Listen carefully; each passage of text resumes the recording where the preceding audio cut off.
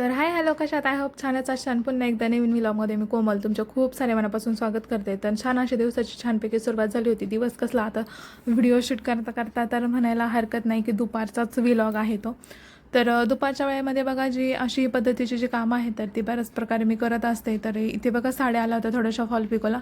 तर त्यासाठी जो फॉल आहे तर तो धुवून मी वाळत घातल्यानंतर अशा पद्धतीने त्याला इस्त्री करून घेत होते. कारण इस्त्री केलेला फॉल जर तुम्ही साडीला लावला तर तो तुम्हाला पटकन लावता येतो आणि चुरगाळ वगैरे किंवा मग नंतर आकसत वगैरे नाही, प्रॉब्लेमसुद्धा येते नाहीत. आणि ह्या जर पद्धतीने तुम्ही जर फॉल पिको करून दिला किंवा हातशिलाई करायलासुद्धा पटकन होऊन जाते आणि लुकसुद्धा खूप छान येतो आणि पटकन आपला जो वेळ आहे तर तो खूप सारा वेळ या पद्धतीने वाचत असतो.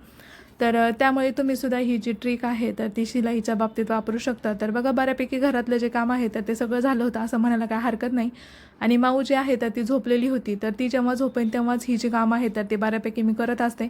तर त्यानंतर सगळं साडीला फॉल वगैरे पिको करून झाल्यानंतर मी इथे आता बसले होते ते शेंगा फोडायला. कारण ह्या ज्या शेंगा आहेत तर त्या लावलेल्या होत्या. तुम्ही जर माझ्या यूट्यूब चॅनल नवीन असाल तर चॅनलला सबस्क्राईब केलं नसेल तर पटकन सबस्क्राईब करा की जेणेकरून तुम्हाला हे जे व्हिडिओ आहेत ते बघायला भेटतील. तर ह्या भुईमुगाच्या शेंगा ज्या आहेत तर त्या आपण लावल्या होत्या. तर लावलेल्याचा किंवा काढतानाचा सुद्धा जो व्लॉग आहे तर तो चॅनलवरती आहे.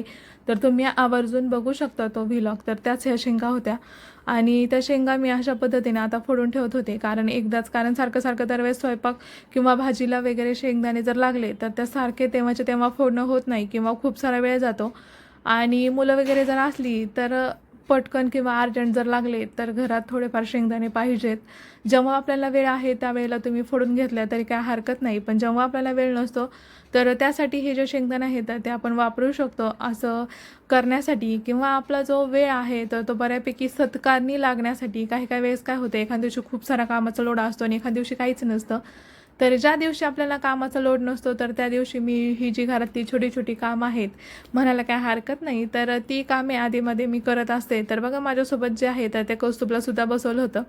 तर अशा पद्धतीने जे आहे तर ती कामाची ओढ किंवा आवड ही मुलांमध्ये निर्माण करायची असते. ह्या ज्या लहान वयामध्ये तुम्ही जर त्यांना त्यांच्या सवयी लावल्या तर त्या त्यांच्या अंगी लागतात किंवा ते सत्कारणी म्हणजेच की ते सवय करून घेतात की आपल्याला ह्या गोष्टी करायच्यात, आपण हे केलं पाहिजे. अशाच्या थोड्याफार छोट्या गोष्टी आहेत किंवा मला स्वयंपाकात मदत करणं किंवा मग कपडे त्याचे त्यांनी घडी करून ठेवणे, त्याचं दप्तर त्याने आवरणे, ह्या ज्या थोड्या छोट्या मोठ्या गोष्टी आहेत तर त्या मी त्याला स्वतःला करायला लावत असते. कारण नॉर्मली तो आता झालेला आहे 8 इयरचा. तर बऱ्यापैकी त्यांनी जेवलेलं त्याचं भांडं किंवा खाली खरकटं पडलेलं किंवा जेवून झाल्यानंतर ते थोडंसं आपलं जे असतं तर ते साफ करणं, ह्या ज्या गोष्टी आहेत तर त्याला मी बऱ्यापैकी सांगत असते. तर इथे बघा आमच्या दोघांच्या चालल्या होत्या गप्पा. कारण त्याची झालेली आहे एक्झाम चालू आणि मुलांना सारखं सारखं अभ्यासाचं बर्डन टाकलं तर मुलंसुद्धा खूप सारी चिडचिड करतात. तर त्या अभ्यासातून थोडासा बाहेर निघावा आणि त्याचं माइंड जे आहे तर ते थोडंफार फ्रेश राहावा. कारण खाली जर दुपारी खेळायला जायचं म्हटलं तर मुलं नसतात आणि खूप सारं ऊन होतं आणि संध्याकाळी जर खाली खेळायला गेलं तर तो लवकर घरी निघत नाही आणि त्याच वेळेमध्ये माऊला पण जेवायचं असतं. तर त्यामुळे बहुतेक करून खाली जाण्याचा जो वेळ आहे तर तो खूप सारा मला भेटत नाही.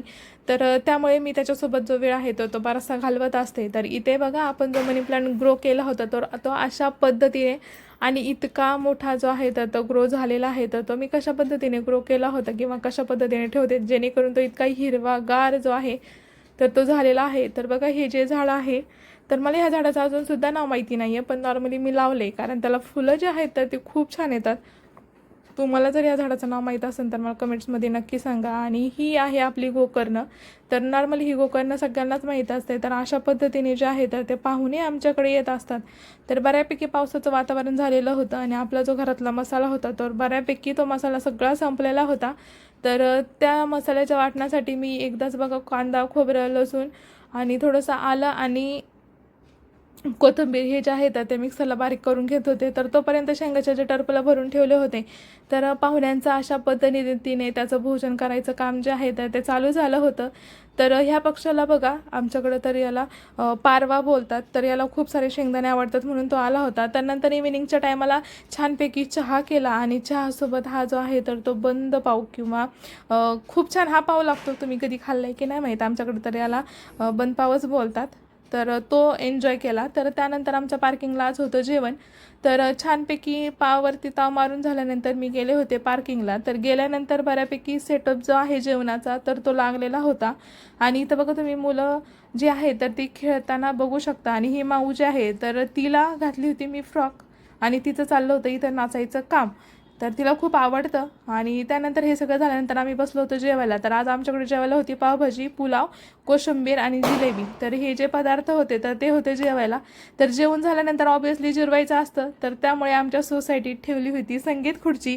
तर मुलांची झाल्यानंतर आमच्या इथे जी आहे तर ती बायकांची संगीत खुर्ची होती. तर अशा पद्धतीने जे आहे तर ते बायकांनी छानपैकी एन्जॉय केला असं म्हणायला काय हरकत नाही. तर बघा रोज सगळ्याच बायका खाली येते ना असं कधी होत नाही. पण एखाद दिवशी बायकांनी एकत्र येऊन अशा पद्धतीचा जो खेळ आहे किंवा मनोरंजन म्हणायला काय हरकत नाही तर ते अशा पद्धतीने होत असतं किंवा आम्ही सेलिब्रेट करत असतो.